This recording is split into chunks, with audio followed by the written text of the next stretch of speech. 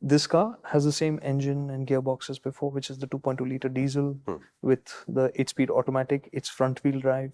So simple. Now, this is the second part, which I think is a bit of a miss. Okay. It's a competent powertrain. There's no problem with it. It moves quickly. It feels effortless. All of it is good. But is the experience as rich as I would have expected at this price point? When you're driving, you can clearly hear the diesel engine. Right? So is sound insulation, or is it the size of the vehicle versus the size of the engine that's the issue? It's the sound factor. Okay. And I think we have moved on again with the high cross, with the hybrids. And globally, they do have a hybrid. Which they don't bring here. Which they've not brought here. And I think that is why the idea of this coming in the second part of its lifespan, not bringing the hybrid, makes me question, why would you do something like this? When you're anyways going to 60, 65 lakhs. And the argument is that, okay, the batteries will take up some of the storage space. But with this kind you will run out of storage space. I mean, you could turn this into a pure EV and still not be bothered about luggage. So the argument for not bringing the hybrid is a weak argument, clearly. The argument is that we will get it if we see there's enough demand. And to me, what indicators do you need beyond the fact that you priced a car that should be 50 lakh rupees at 65 lakh rupees and the damn thing sold out for 18 months? What proof do you need? No, I mean, the proof is already there. Look at the high cross. The top spec variants are the ones that got sold out like that. Yeah. Okay, I understand that you can't correlate one-to-one the fact that you are Kia and they are Toyota. Okay, fair enough. Even then, you bought a car which, according to him, is 50 lakh rupees worth, which you're selling at 65, sold out for 18 months straight. I don't know how much more indications you need. And that is the part to me that's jarring, because everything about this says premium. Everything about it says new age. But when you start to drive it, it feels one step behind that. Yeah. It's not that. And when you drive it in the city, and the same thing when you drive the high cross in the city, that silence moving around in that effortless. That sense of luxury that comes from that silence, this car can't get. You can't. It's incomparable, right? So that is missing here. The car moves just fine. We drove it again around. It's a sensory thing, not a physical thing. So we were on the highway. Moves quickly.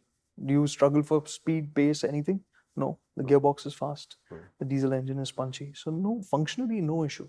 The suspension tune was a question mark. Is it going to work enough? Is it going to be too firm? Does it end up being soft? I don't know what. So we tried that out and sat in all 3 rows. And even in the 3rd row, and now we have that as a reference point all the time. On the way to Nandi Hills, the railway crossing with the speed breakers. So I was in the 3rd row and we carried good pace over those speed breakers. So you moved around, but you didn't get tossed up. Right. And this is in a light car. Correct. Right? So it can feel harsh. It did not. It's okay. It's fine. We went around those B roads last time. Also, I had spoken about those B roads. We took it there. So they were more broken now. So we went through that kind of stuff and had a good clip. In fact, at one place, I stepped it off. Basically, the road was incomplete. So we had to get onto the service road and it was a step down. And I said, in the spirit of testing, we must just go for it. So I let it drop, not fast, because fast would help it make its way through. I let it drop. Yeah, so it will do that if the suspension is not up to it, right? Yeah. It did not. And all the other places, the speed breakers, the potholes, all of that, it took well. So the suspension tune is, as I would say, on the right side of firm. Very good. Which means today, it might at times feel, it's firm.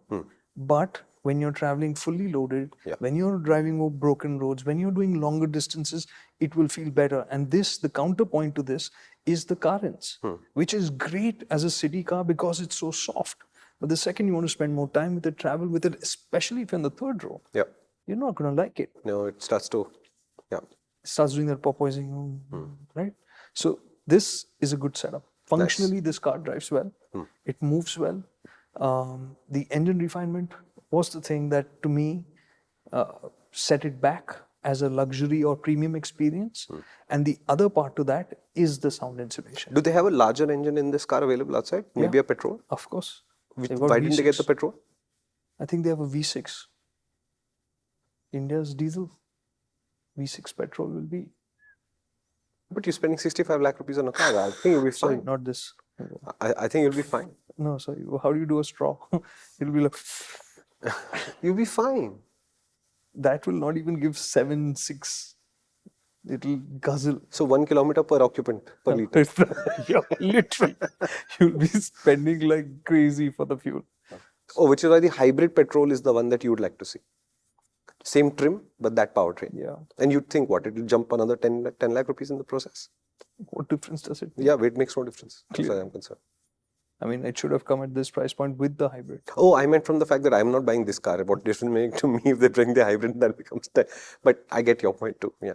These three things are the ones that connect to say that they've stretched the promise. And this is Kia's fault, right? Yeah. They have stretched the promise because they set the price too high, right? And to me, it is too high. And at this price point, because I start thinking that it's premium, it's properly premium, and it's Kia, and we are used to expecting more from Kia. Yeah.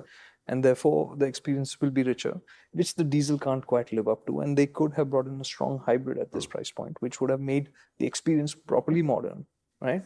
Which, and to be fair, for those who have not got a Carnival yet, Kia say they are considering, right?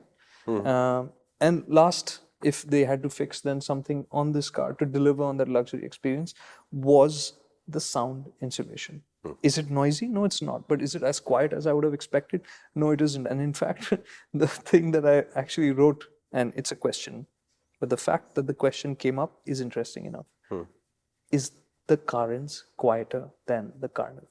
Oh, that would be a come down and a half. Yeah.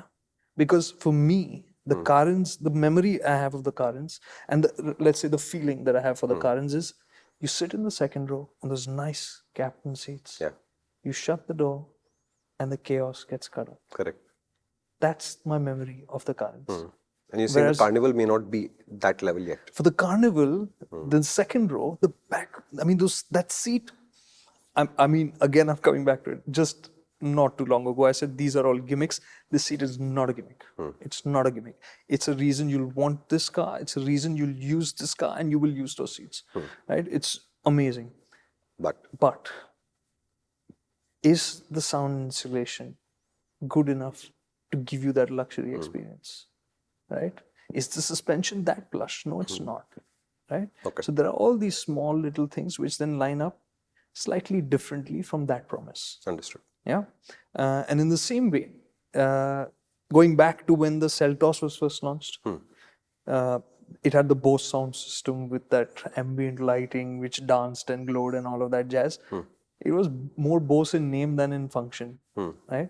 So this feels a little bit like that. You know, it's saying that it's going to be, hey, wow, and all of that, but it's all right on those fronts. And in the same vein, the sound system on this, 12 speakers, etc., but it's not as immersive as I expected it to be. Okay. It's a reasonably good, but not. It's not like wow. So it's not a party car; it's more like a meeting car. Yeah. It also has, I think you will see in the shots that it has a pop-out tray, which is really cool. It's nice and sturdy, and you can imagine using it. I did not use it. It was not there in the car that I was driving. It's there in one of the cars, I think in the B-roll footage. But that's also an accessory. So that's an accessory. Oh, the tray is also not included. Yeah, tray is also an accessory. So much for luxury. So I mean, better it's not there as standard, to be honest. Okay. Pour your heart out. You have 60 seconds. Too little? Try 120. No, too little? Okay, 3 minutes. Yeah, we can't do it either. That's why we have the main MotorInc channel, and this is a clip from a much longer video that discusses this idea in much more detail, this vehicle in great detail. If you'd like to see that, you'll have to head there.